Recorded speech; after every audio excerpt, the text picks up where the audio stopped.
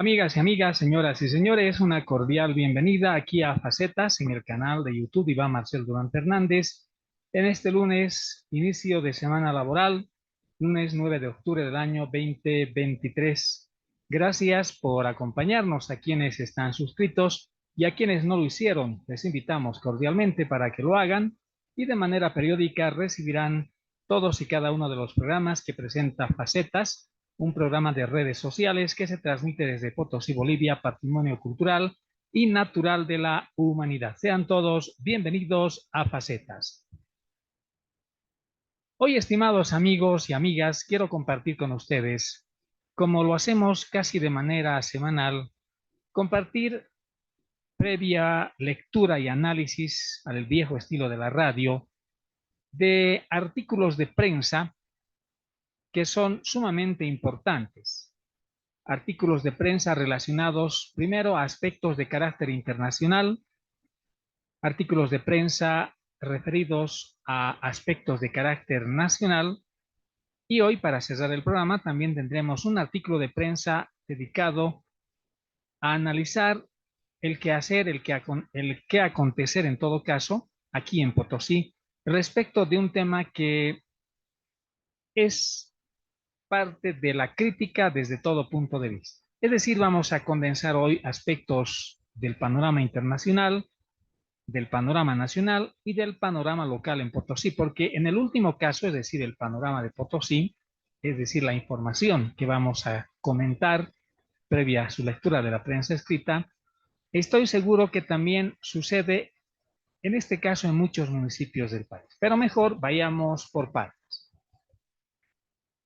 Quiero comenzar el programa de hoy, señoras y señores, con un tema de carácter económico y que al parecer hay mucha gente que mejor quisiera no tocar ese tema, quisiera ignorar. Como alguien diría, quiero dormir cansado y no quiero ocuparme de esos temas. Pero es peor no afrontar la realidad. Y como ciudadanos y ciudadanas bolivianos, tenemos la ineludible obligación de estar inmersos en lo que acontece. Y para eso, por supuesto, no se necesita estar en activismo político, no se necesita estar como empleado público del Estado, simplemente se necesita estar en el lugar que nos corresponde como ciudadanos y ciudadanas aquí en Bolivia. Mucho se está hablando, señoras y señores, mucho se está tocando, diría yo, el tema de elecciones, cuando recién estamos en el 10º mes del 2023 y las elecciones habrán de realizarse el subsiguiente año. Mucho se está hablando de congresos políticos del MAS, congresos realizados en la Ocaeña, que para muchos es válido. Se está hablando de congresos políticos del MAS a desarrollarse en la ciudad del Alto, allá en La Paz, Bolivia, etcétera, etcétera. Pero nadie se está ocupando de hablar, y los políticos, en todo caso, tienen la obligación, nadie se está ocupando de hablar del tema del padrón electoral. Porque en reiteradas oportunidades a través de este programa he manifestado que desarrollar elecciones presidenciales el 2025 con el actual padrón electoral, todos ya saben cuál será el resultado. Quizás sea, me animo a decir, una repetición del 2019. Ahí está el meollo del problema y ese es el primer punto que los políticos y los no políticos tendrían que preocuparse.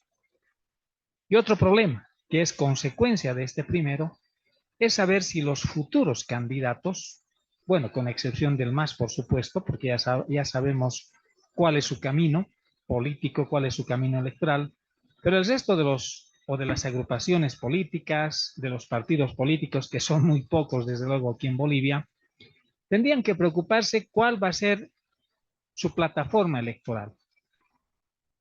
¿Cuál va a ser, no el mensaje? Porque se supone que todos los partidos o agrupaciones políticas brindan un mensaje, sino en este caso, ¿cuál va a ser su planteamiento político electoral de saber si van o no a continuar en los moldes del Estado plurinacional? Es decir, cómo tendrían ellos, si quieren cambiar aquello, cómo tendrían que cambiar. ¿Querrán volver a la república? ¿Querrán crear una nueva forma de Estado? No sabemos.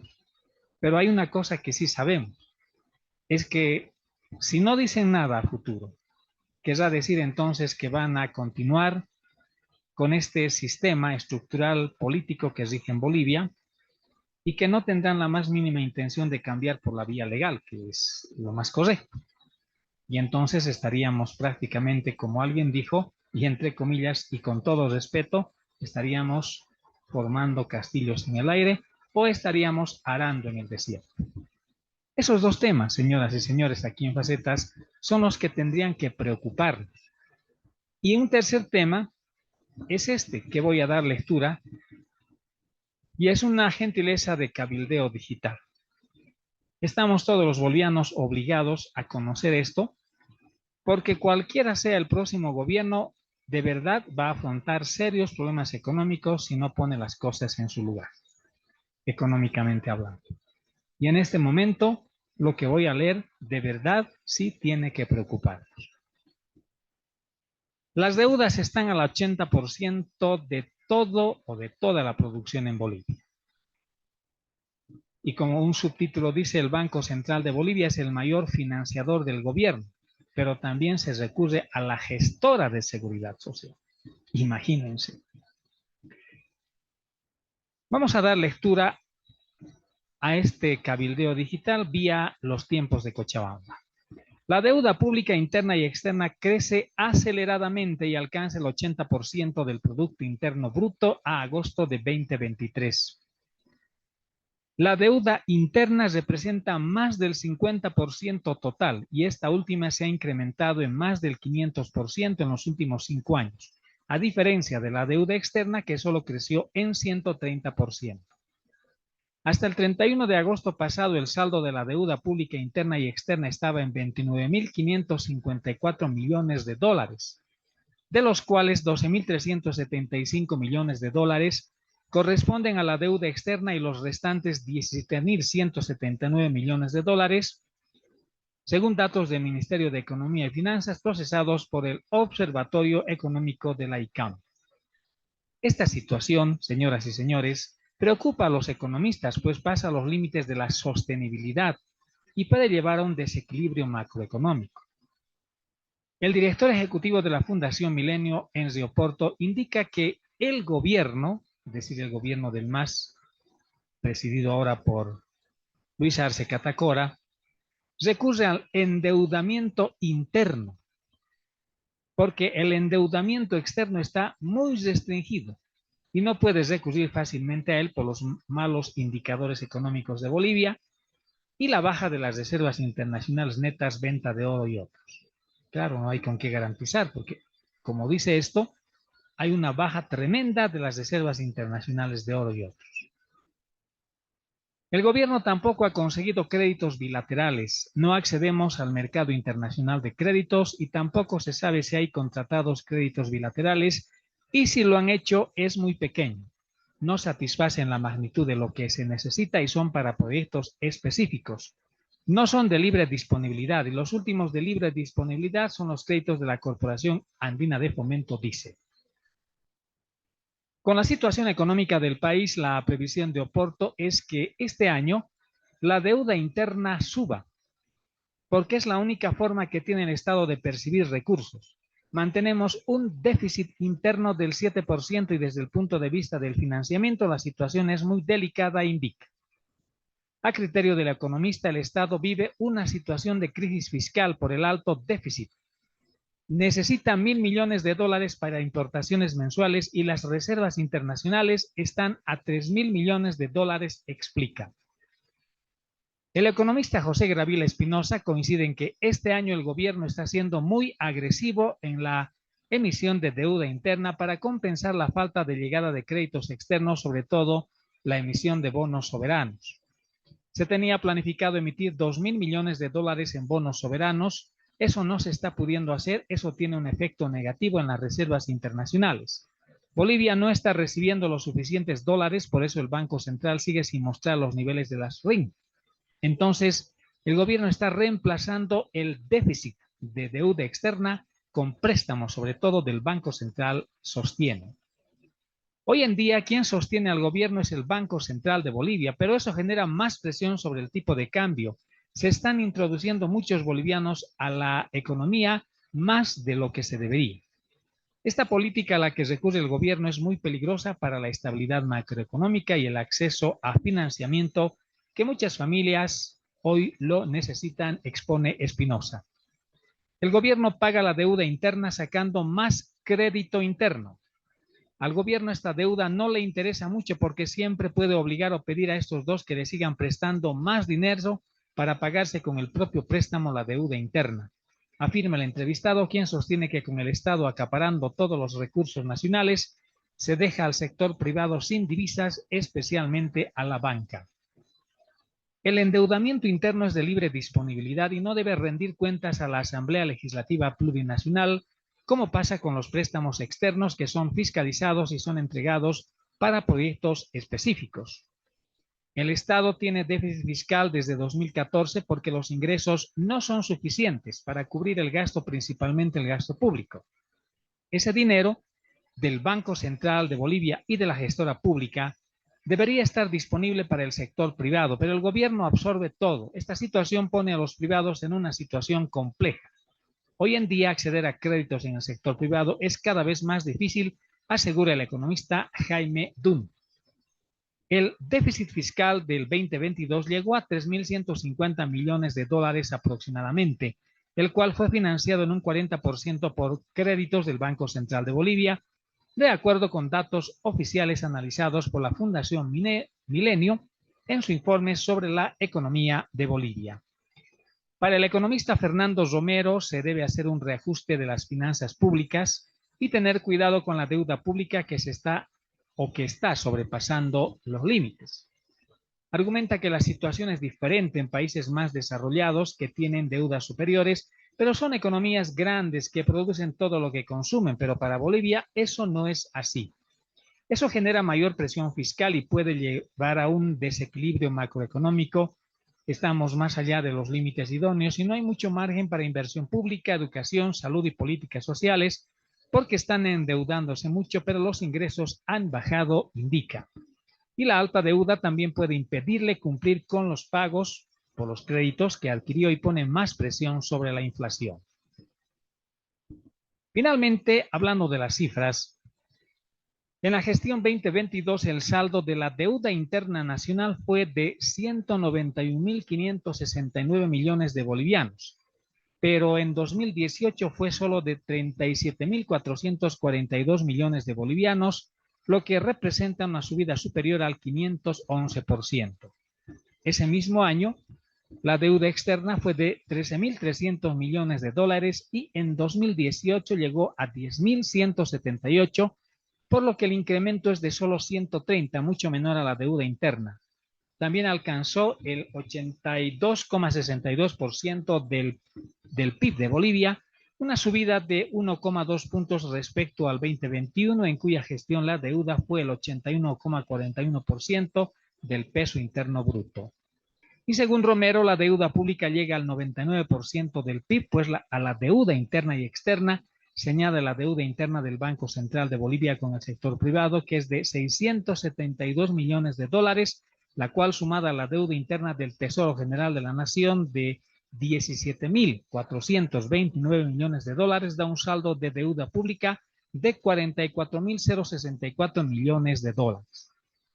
Este medio se comunicó con el Ministerio de Economía para conocer su criterio, pero no hubo respuesta. Así finaliza este interesante artículo publicado hoy, lunes 9 de octubre, por Cabildeo Digital. Lo importante, las deudas están al 80% de toda la producción de Bolivia.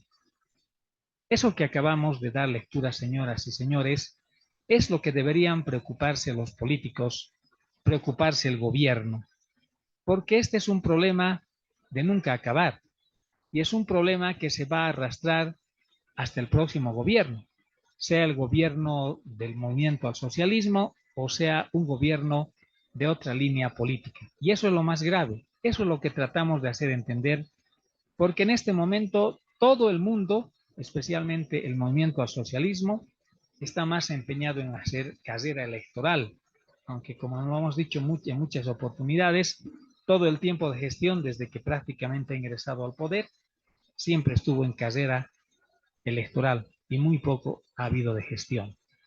Ese es un primer tema que ponemos en consideración de todos y cada uno de ustedes.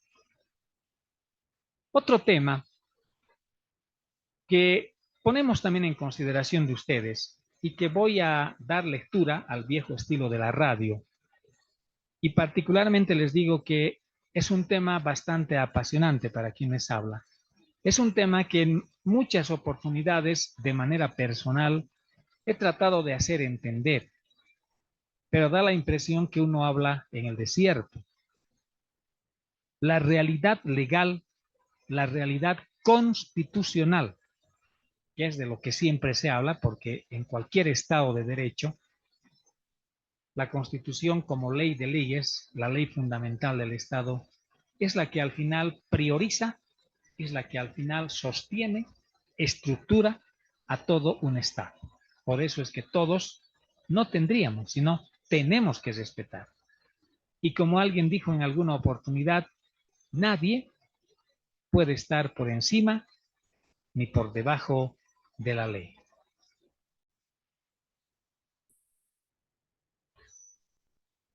¿A qué me estoy refiriendo en este segundo tema? A algo que muchos consideran un derecho, a algo que muchos consideran un arma de lucha. Y hay muchos grupos sociales que consideran a lo que enseguida me voy a referir como una conquista. Y nadie, según ellos, tendría derecho a impedir que se use de ese recurso, de ese mecanismo, si es que eso podría llamarse, para lograr sus objetivos. Me estoy refiriendo al bloqueo.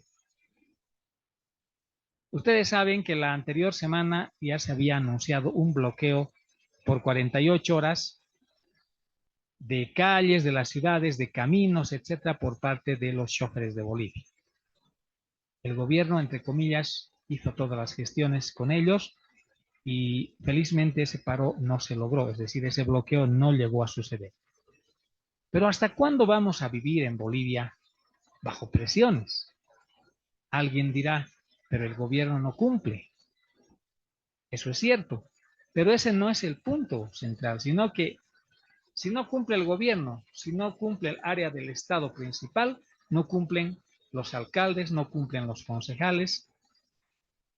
Vecinos de un determinado municipio no están de acuerdo con alguna situación o necesitan algo y no se les ha hecho caso, lo primero que dicen es vamos a bloquear la carretera. Y en muchas oportunidades he dicho que el bloqueo es un mecanismo que impide el normal desarrollo de las actividades. Y si impide el normal desarrollo de actividades y por el otro lado impide el derecho constitucional que tenemos todos los ciudadanos de trasladarnos de un lugar a otro dentro del Estado boliviano, llegamos prácticamente a la comisión de delitos. Entonces no puede ser ese un derecho. No puede tener nadie derecho a bloquear. Vamos a dar lectura a este artículo muy interesante que ha sido publicado el pasado 7 de octubre de esta gestión en la columna de los tiempos de la ciudad de Cochabamba. Les invito a que presten atención porque considero que es un artículo muy importante y que prácticamente es la expresión de mucha gente. Me incluyo en ese grupo. ¿Por la razón de la fuerza o por la fuerza de la razón? Es una pregunta a manera de título que en su columna escribió Gary Antonio Rodríguez, buscando la verdad en los tiempos de Cochabamba. Dice, habida cuenta de la seguidilla interminable de bloqueos por todo y por nada, particularmente en Santa Cruz, dice Gary Antonio Rodríguez, es que vuelvo sobre el tema preocupado por su negativo impacto. Debo advertir que más de una vez me han dicho que soy idealista, incluso iluso, porque a la hora de opinar y plantear soluciones actúo de buena fe, esperando que las cosas sucedan como debieran sin otro cálculo que buscar el bien mayor. Este es el caso. Lo cierto es que con 146 puntos de bloqueo entre enero y agosto pasado y como consecuencia 163 días de anormalidad en el trabajo, la gente está cansada de que la bloqueen, cualquiera sea la motivación, porque en verdad eso daña y daña mucho, dice el columnista. La recurrencia de los bloqueos y la permisividad para con los mismos casi ha hecho que tomen carta de ciudadanía, provocando que muchos asuman, entre comillas, y ahí era mi crítica constructiva, el derecho de bloquear. Escuchen bien, el derecho de bloquear, para hacer prevalecer sus demandas justas o abusivas o imponer sus intereses, afectando el derecho colectivo de vivir y trabajar en paz. Cuando se habla de sancionar a los bloqueadores, salen a la palestra sus defensores explicando que el derecho a la protesta está consagrado en la Constitución Política del Estado. Y dice Gary Antonio, sin ser perito en la materia, me pregunto, protestar y bloquear, repito, me pregunto, ¿protestar y bloquear es lo mismo? El derecho al libre tránsito y al trabajo, derechos fundamentales y derechos humanos también no están garantizados por la Constitución Política del Estado. ¿Quién dirimirá entonces quién está en lo cierto? ¿Será acaso por la razón de la fuerza o por la fuerza de la razón? Dice Gary Antonio en su columna, no soy abogado ni experto en derechos humanos y no creo que precise serlo para entender que el derecho de una persona termina donde empieza el derecho de otra y que la Constitución Política del Estado, las leyes y las normas derivadas que tienen que ver con los derechos civiles no solo deben ser precautelados, sino garantizados por los órganos del Estado que están llamados a cumplir y a hacer cumplir los mismos. Luego dice Gary Antonio, el columnista, tal vez seré criticado por lo que voy a decir, pero entre el derecho a la protesta y el derecho al bloqueo hay un abismo de diferencia, ya que se puede protestar civilizadamente sin afectar a la gente, al derecho de los demás. Incluso se puede protestar sin hablar, de ahí que protestar no está prohibido, está permitido. Para la Real Academia Española, RAE, protestar tiene que ver con expresar generalmente con vehemencia una queja o disconformidad, aseverar algo con ahínco y con firmeza, y expresar la oposición a alguien o algo sobre lo cual no tengo absolutamente ningún reparo. Eso es protestar. El artículo 106, numeral 2 de la Constitución Política del Estado de Bolivia dice: el Estado garantiza a las bolivianas y bolivianos el derecho a la libertad de expresión, de opinión y de información, a la rectificación y a la réplica y el derecho a emitir libremente las ideas por cualquier medio de difusión sin censura previa.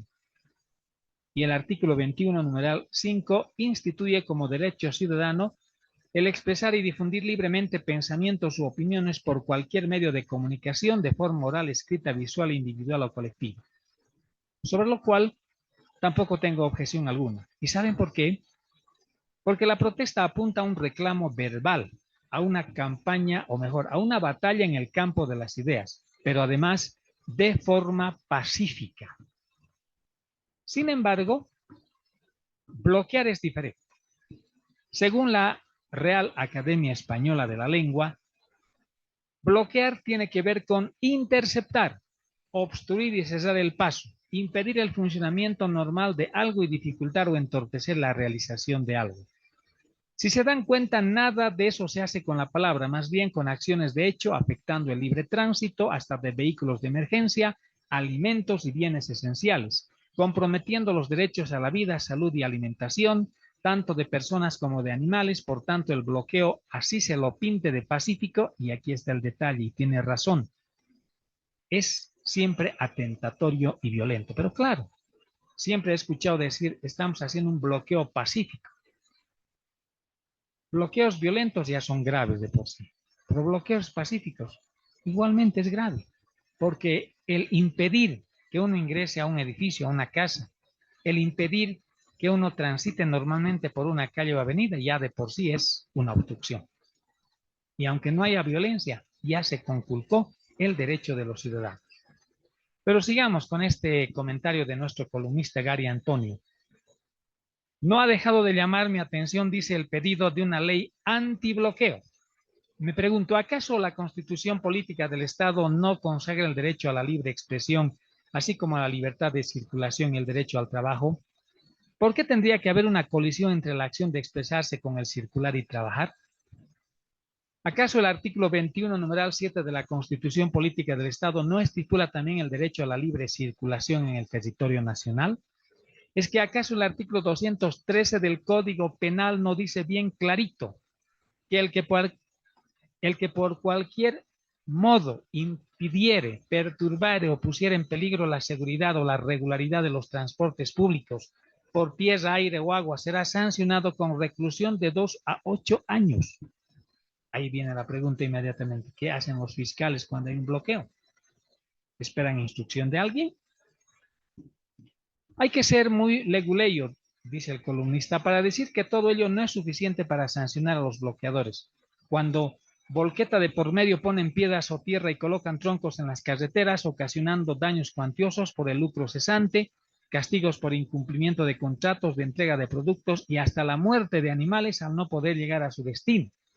Y los defensores de los derechos de los animalitos y el defensor del pueblo y quienes están llamados a disuadir o levantar tales infracciones y evitar la comisión de dichos delitos.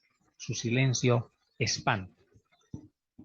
El autor de esta columna es Gary Antonio Rodríguez, Buscando la Verdad, publicada en Los Tiempos de Cochabamba el pasado 7 de octubre. Y el autor de esta nota es economista, magíster en comercio internacional.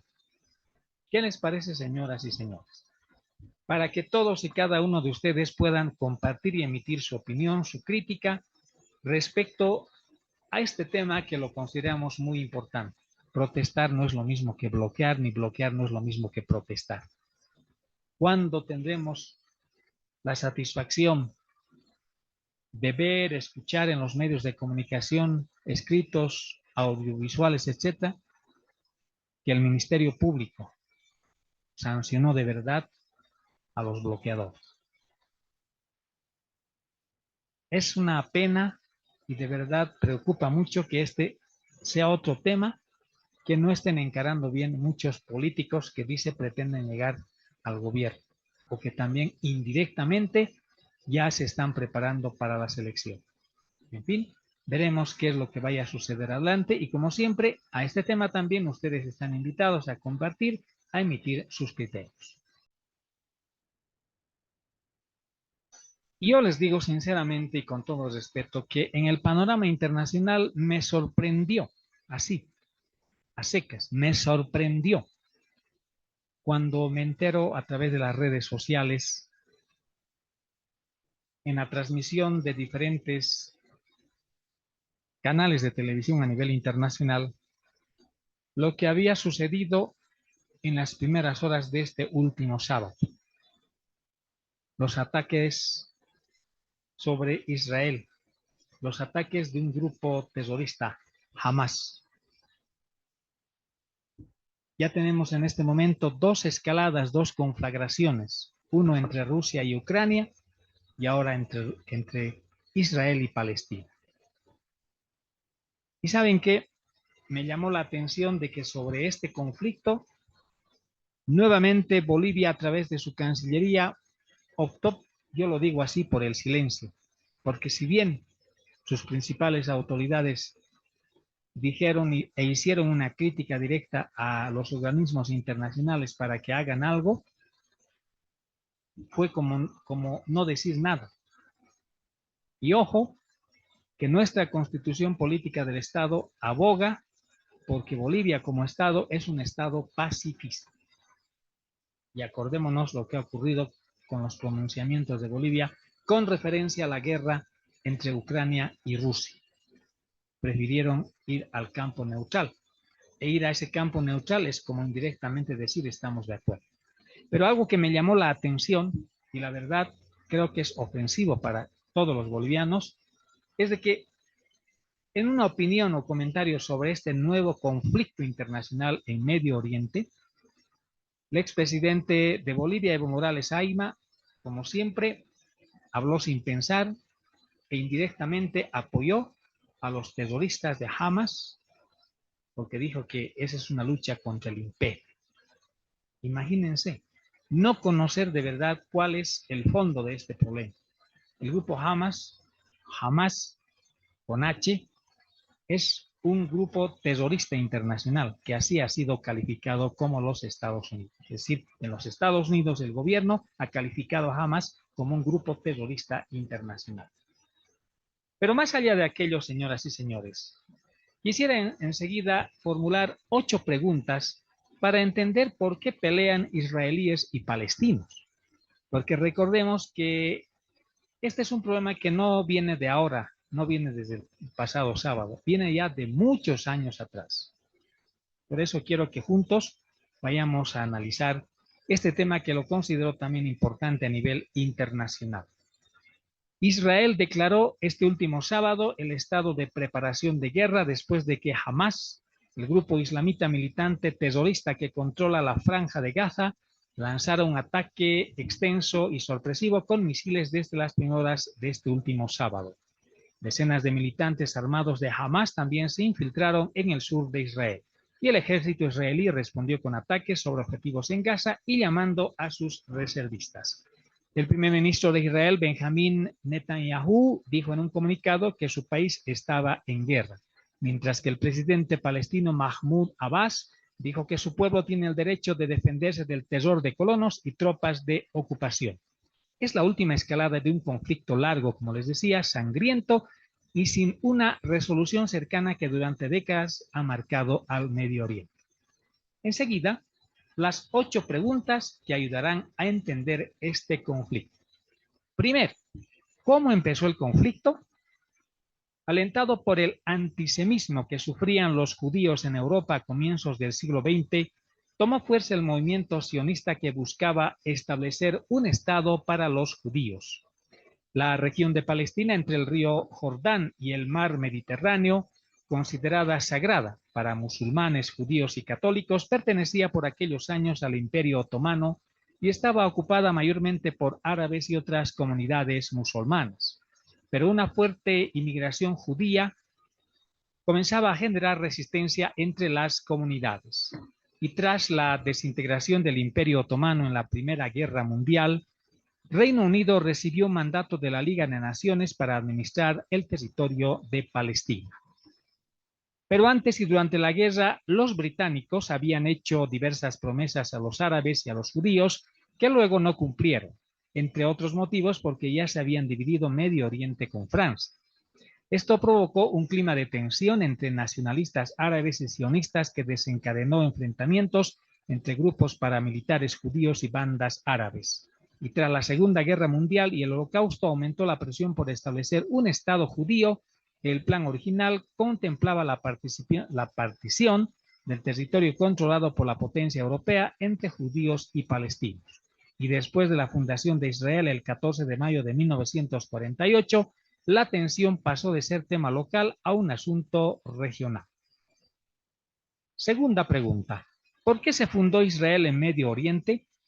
La tradición judía indica que la zona en la que se asienta Israel es la tierra prometida por Dios al primer patriarca Abraham y a sus descendientes, y la zona fue invadida en la antigüedad por asirios, babilonios, persas, macedonios y romanos. Roma fue el imperio que le puso a la región el nombre de Palestina y que 7 décadas después de Cristo expulsó a los judíos tras combatir a los movimientos nacionalistas que perseguían la independencia. Con el surgimiento del Islam en el siglo VII después de Cristo, Palestina fue ocupada por los árabes y luego conquistada por los cruzados Europa. En 1516 se estableció la dominación turca que duraría hasta la Primera Guerra Mundial, cuando se impuso el mandato británico.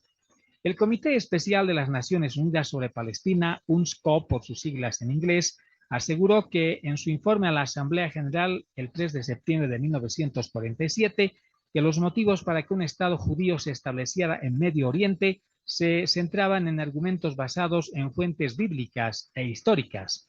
La Declaración de Balfour de 1917, en la que el gobierno británico se declara a favor de un hogar nacional para los judíos en Palestina y el mandato británico sobre Palestina. Allí, señoras y señores, se reconoció la conexión histórica del pueblo judío con Palestina y las bases para reconstituir el hogar nacional de judío en dicha región. Tercera pregunta, ¿por qué hay dos territorios palestinos? El Comité Especial de las Naciones Unidas sobre Palestina, en su informe a la Asamblea General en 1947, recomendó que el Estado árabe incluyera Galilea Occidental, la región montañosa de Samaria y Judea, con la exclusión de la ciudad de Jerusalén y la llanura costera de Isdud hasta la frontera egipcia. Pero la división del territorio quedó definida por la línea de armisticio de 1949, establecida tras la creación de Israel y la primera guerra árabe-israelí.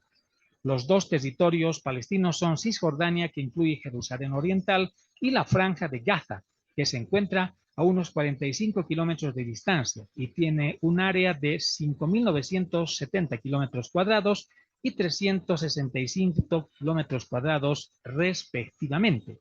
Cisjordania se encuentra entre Jerusalén, reclamada como capital tanto por palestinos como por israelíes, y Jordania hacia el este, mientras que Gaza es una franja de 41 kilómetros de largo y entre 6 y 12 kilómetros de ancho. Gaza tiene una frontera de 51 kilómetros con Israel, 7 kilómetros con Egipto y 40 kilómetros de costa sobre el mar Mediterráneo. Originalmente, la franja de Gaza, ocupada por israelíes que aún mantienen el control de su frontera sur, fue capturada, es decir, la franja de Gaza, por Israel en la guerra de 1967 y recién la desocupó en 2005, aunque mantiene un bloqueo por aire, mar y tierra que restringe el movimiento de bienes, servicios y gente. Cuarta pregunta. ¿Nunca firmaron la paz palestinos a israelíes? Tras la creación del Estado de Israel y el desplazamiento de miles de personas que perdieron sus hogares, el movimiento nacionalista palestino comenzó a reagruparse en Cisjordania y Gaza, controlados respectivamente por Jordania y Egipto, y en los campos de refugiados creados entre otros estados árabes. Poco antes de la guerra de 1967, organizaciones palestinas como Fatah, liderada por Yasser Arafat, conformaron la Organización para la Liberación de Palestina y lanzaron operaciones contra Israel, primero desde Jordania y luego desde el Líbano. Pero estos ataques incluyeron también atentados contra objetivos israelíes en territorio europeo que no discriminaron entre aviones, embajadas o atletas. Y tras años de atentados palestinos y asesinatos selectivos de las fuerzas de seguridad israelíes, la Organización de Liberación Palestina, OLP, e Israel firmarían en 1993 los acuerdos de paz de Oslo, en Noruega, en los que la organización palestina renunció a la violencia y terrorismo y reconoció el derecho de Israel a existir en paz y seguridad, un reconocimiento que la Organización Islámica Palestina Hamas nunca aceptó. Pregunta número 5. ¿Cuáles son los principales puntos de conflicto entre palestinos e israelíes? La demora para el establecimiento de un Estado palestino independiente, la construcción de asentamientos de colonos judíos en Cisjordania y la barrera de seguridad en torno a ese territorio condenada por la Corte Internacional de Justicia de La Haya han complicado el avance de un proceso de paz. Pero estos no son los únicos obstáculos, tal como quedó claro en el fracaso de las últimas conversaciones de paz serias entre ambos grupos que tuvieron lugar en Camp David, Estados Unidos, en el año 2000, cuando un saliente Bill Clinton no logró un acuerdo entre Arafat y el entonces primer ministro israelí Ehud Barak. Las diferencias que parecen irreconciliables son las siguientes. Jerusalén. Israel reclama soberanía sobre la ciudad sagrada para judíos, musulmanes y cristianos y asegura que es su capital tras tomar Jerusalén Oriental en 1967. Eso más bien no es reconocido internacionalmente. Los palestinos quieren que Jerusalén Oriental sea su capital.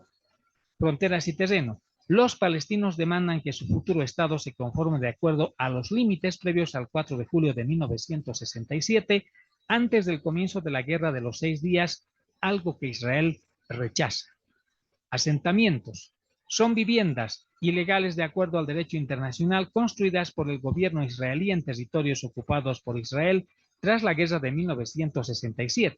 En Cisjordania y Jerusalén Oriental hay más de 500.000 de colonos judíos. Refugiados palestinos. ¿Cuántos refugiados? Dependen de quién esté contando. La Organización de Liberación Palestina, OLP, dice que son 10,6 millones, de los cuales casi la mitad están registrados en la Organización de Naciones Unidas. Los palestinos sostienen que los refugiados tienen el derecho de regreso a lo que hoy es Israel, pero para Israel abrir la puerta destruiría su identidad como Estado judío. Sexta pregunta. ¿Es Palestina un país? La Organización de Naciones Unidas reconoció a Palestina como Estado observador no miembro a finales de 2012 y dejó de ser una entidad observadora. En cambio, el cambio les permitió a los palestinos participar en los debates de la Asamblea General y mejorar las posibilidades de ser miembro de agencias de la ONU y otros organismos. Pero el voto no creó al Estado palestino. Un año antes los palestinos lo intentaron, pero no consiguieron apoyo suficiente en el Consejo de Seguridad. Más del 70% de los miembros de la Asamblea General de la ONU, 138 de 193, reconoce a Palestina como Estado. Séptima pregunta. ¿Por qué Estados Unidos es el principal aliado de Israel? ¿Quién apoya a los palestinos? Primero hay que considerar la existencia de un importante y poderoso cabildeo pro-Israel en Estados Unidos y el hecho de que la opinión pública suele ser favorable a la postura israelí, por lo que para un presidente quitarle el apoyo a Israel es virtualmente imposible. Además, ambas naciones son aliadas militares. Israel es uno de los mayores receptores de ayuda norteamericana y la mayoría llega en subvenciones para la compra de armamento. No obstante, en diciembre de 2016, bajo la presidencia del entonces presidente Barack Obama, se dio un paso inusual en la política de Estados Unidos hacia Israel, no vetar la resolución del Consejo de Seguridad de la ONU que condena la política de asentamientos en Israel. Pero la llegada de Donald Trump a la Casa Blanca dio nuevos bríos a la relación entre Estados Unidos e Israel, que se plasmó con el traslado de la embajada de Tel Aviv a Jerusalén, convirtiendo a Estados Unidos en el primer país del mundo en reconocer a esa ciudad como capital de Israel. En sus últimos meses de presidencia, Donald Trump logró que 4 ricos países árabes normalizaran sus relaciones con Israel. Por su parte, el sucesor de Donald Trump, el demócrata Joe Biden, asumió el poder con la intención de evadir el riesgoso conflicto israelí-palestino, además de verlo como un problema que requiere gran capital político con un retorno muy moderado. Y el gobierno de Biden continúa apoyando el reconocimiento de Israel, pero ha adoptado una diplomacia más cautelosa. Por su parte, los palestinos no tienen el apoyo abierto de una potencia. En la región de Egipto, es decir, este país dejó de apoyar a Hamas tras la deposición por parte del ejército del presidente islamista Mohamed Morsi de los hermanos musulmanes, históricamente asociados con el grupo palestinos, mientras que Siria e Irán y el grupo libanés Hezbollah son sus principales apoyos y aunque su causa genera simpatía en muchos sectores, por lo general no se traduce en hechos.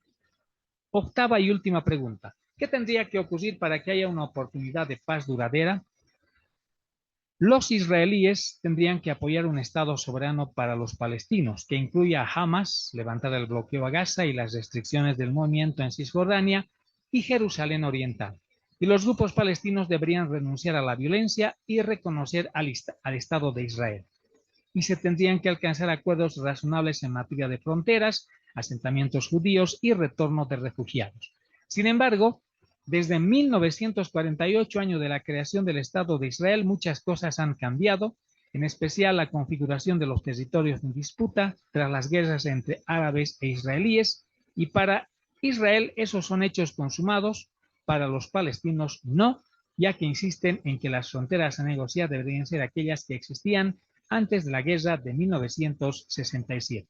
Además, mientras en el terreno bélico las cosas son cada vez más incontrolables en la franja de Gaza, existe una especie de guerra silenciosa en Cisjordania con la continua construcción de asentamientos judíos, lo que reduce de hecho el territorio palestino en esas zonas autónomas. Pero quizás el tema más complicado por su simbolismo es Jerusalén, la capital tanto para palestinos como para israelíes. Y tanto la Autoridad Nacional Palestina que gobierna Cisjordania como el grupo Hamas en Gaza reclaman la parte oriental como su capital pese a que Israel la ocupó en 1967, la llamada Marcha de la Bandera, que conmemora esa captura de la parte oriental de la ciudad, también es un gatillo para los enfrentamientos. Un pacto definitivo nunca será posible sin resolver este punto. ¿Qué podemos colegir de la pregunta y respuesta a estas 8 preguntas? Simplemente, en pocas palabras, Este conflicto entre Israel y Palestina es un conflicto por los territorios. Ustedes tienen la palabra para expresar su opinión porque ahora lo que está sucediendo en estos lugares es un conflicto armado. Un conflicto armado que puede generar en consecuencias graves, pero muy graves, yo diría para toda la humanidad, porque en este momento tenemos dos conflictos armados a nivel internacional y ustedes conocen cuáles son. Finalmente, señoras y señores de Facetas, agradeciendo siempre su sintonía, el tema que cierra el programa de hoy es un tema local, es un tema potosí y tiene relación con la corrupción, tiene relación con el movimiento cívico popular, el partido del señor Johnny Yali Huata, el alcalde potosino que fue elegido mediante el voto popular y que lamentablemente en este momento guarda detención preventiva en la cárcel de Cantumarca por la presunta comisión de delito. Se ha caracterizado lamentablemente como un escándalo en corrupción el hecho de que se haya hecho público, valga la reiteración, o se hayan hecho públicos los descuentos de carácter económico por parte del movimiento cívico popular a las personas que prestaban sus servicios y que lógicamente entraron por apoyo del movimiento cívico popular. Y para esto vamos a tomar como fuente al periódico El Potosí, de la ciudad de Potosí, en su edición de este 9 de octubre, y dice: el descuento del 3% para el movimiento cívico popular se impuso haciendo firmar actas. El que no firmaba una autorización para el aporte no era contratado en la alcaldía. Dice El Potosí: los trabajadores eventuales que fueron contratados durante la administración del alcalde Johnny Yali prácticamente fueron obligados a ceder el 3% de sus salarios, ya que esa fue la condición para ser admitidos en el gobierno municipal y además se les impuso otras obligaciones extralaborales que si no eran cumplidas iban a dar lugar a su desvinculación inmediata. Eso es lo que se desprende del contenido del acta unilateral de compromiso que los aspirantes a un puesto en la alcaldía debían rubricar en un solo ejemplar con el claro propósito de que con su firma se dé a ese acto la apariencia de consentimiento para el descuento del 3%. Sin embargo, la o las personas que redactaron el texto de esa acta no tuvieron cuidado de evitar que se deslice su intención de coacción. El acta fue difundida profusamente en las redes sociales, pero el periódico El Potosí dice optó por no publicar su contenido hasta confirmar su veracidad, labor que resultó difícil porque ninguno de los trabajadores que lo firmaron recibió una copia. Nos hacían llenar el acta con lapicero nomás, porque les interesaba la firma y número de carnet de identidad. Después ellos se lo llevaban, así dijo un funcionario recientemente contratado que no quiso dar el nombre de las personas que le hicieron firmar el papel por temor a represalias. Pese a que Yali y su gente ya no gobiernan en la alcaldía, los trabajadores no se sienten seguros porque aseguran que han sido amenazados. Han dicho que Johnny Yali cualquier rato va a salir de la cárcel, va a volver y va a hacer volver, así dijeron, va a hacer volver otra vez las cosas, aseguró a esta fuente. ¿Quiere conocer usted el contenido del acta, señoras y señores de Facetas? Claro, gentileza del periódico El Potosí, reitero en su edición de este lunes 9 de octubre, dice así sobre el contenido. Este es el contenido del acta unilateral de compromiso que los trabajadores eventuales firmaban para ingresar a trabajar a la alcaldía. Conste, por el presente documento, el acta de compromiso que suscribe de manera unilateral, sin que medie violencia, dolo o presión, el señor con carnet de identidad, expedido con domicilio real en cumplir las siguientes cláusulas. Cláusula primera, yo, para dar inicio a mis actividades laborales dentro del Gobierno Autónomo Municipal de Potosí, me comprometo a otorgar mensualmente en calidad de apoyo al movimiento cívico popular el equivalente del 3% de la remuneración otorgada como funcionario público por el Gobierno Autónomo Municipal de Potosí en moneda corriente. Como se ve, dice el Potosí, aquí hay una contradicción porque aunque al inicio dice que no hay presión alguna, la autorización del 3% era un requisito sine qua non, es decir, si no se aceptaba, no había contratación. Es lógico. Seguimos viendo el documento, dice el Potosí. Cláusula segunda. 1 punto. otorgar el apoyo incondicional y lealtad al señor Johnny Yaliwata y el movimiento cívico popular, asistiendo y participando activamente en ámbitos y manifestaciones culturales, cívicas, políticas, sociales, y todos en los cuales se requiera la participación de mi persona. 2. Otorgar el apoyo absoluto por medio de comunicación, redes sociales, Facebook, Instagram, Twitter, WhatsApp, etcétera, al señor Johnny Yaliwata, secretarios, directores, jefes y demás funcionarios públicos del Movimiento Cívico Popular que trabajan en el Gobierno Autónomo Municipal de Potosí, apoyo que será brindado a través de la cuenta de correo electrónico, así también la cuenta de Facebook y número de celular. El Potosí dice: con esa cláusula se establecía control digital sobre los trabajadores para asegurarse de que hacían activismo. Finalmente, cláusula tercera: al incumplimiento de las cláusulas primera y segunda del presente acta de compromiso, el Movimiento Cívico Popular se reservará el derecho de iniciar las acciones que correspondan conforme el estatuto y normas reglamentarias que rigen al Movimiento Cívico Popular, procediendo como primer acto con mi desvinculación inmediata del Gobierno Municipal Autónomo de Potosí. Ahí, señoras y señores, como dice el Potosí, radica el error, el delito, la infracción, la violación de derechos constitucionales y laborales de las personas, de los trabajadores en este caso, que firmaron ese acuerdo, que es ilegal a todas luces. Es ilegal a todas luces cuando se les dice: te doy el trabajo, pero a cambio me apoyas. Y si no me apoyas, te echo del trabajo. ¿Qué les parece? Perdonen la reiteración, pero al parecer el mal grande se ha convertido en una endemia, una pandemia, porque estos males, ustedes saben muy bien de dónde ha llegado. Porque a nivel nacional siempre se ha dicho que existe este tipo de acuerdos. Lo normal sería que un trabajador aporte voluntariamente a su partido, porque finalmente todos tienen el derecho de trabajar, pero no en esas condiciones. Si quiere aportar, perfecto. Que hagan una lista, que hagan una planilla, no sé cómo llamar, fuera de la institución pública.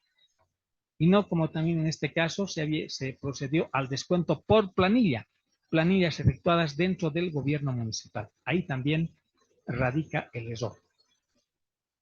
Con eso, señoras y señores, hemos querido concluir el comentario de temas nacionales, internacionales y de este tema local. Como siempre, ustedes ahora tienen la palabra, hagan llegar sus comentarios, y si se habrán dado cuenta, lo que hacemos es primero, al viejo estilo de la radio, dar lectura de todos esos artículos, de esas columnas de opinión que las consideramos importantes desde todo punto de vista. Una vez que nosotros damos ese comentario, reitero, al viejo estilo de la radio, hacemos una especie de comentario, de explicación. Hacemos conocer nuestro punto de vista, porque también esa es otra forma de hacer conocer a la gente lo que la prensa escrita internacional, nacional y local escribe acerca de sucesos que son de conocimiento de la opinión pública. Muchas gracias, señoras y señores, por su atención dispensada a este programa de hoy, lunes 9 de octubre del año 2023. Hemos estado con la opinión de la prensa escrita nacional, internacional y local. Gracias una vez más. Volveremos en cualquier momento para presentar Facetas, aquí en nuestro canal de YouTube, Las Facetas de la Vida. Y recuerden, Facetas es un programa de redes sociales que se transmite desde Potosí, Bolivia, patrimonio cultural y natural de la humanidad, para todo el mundo. Gracias por su deferencia. Volveremos en cualquier momento para presentar Facetas.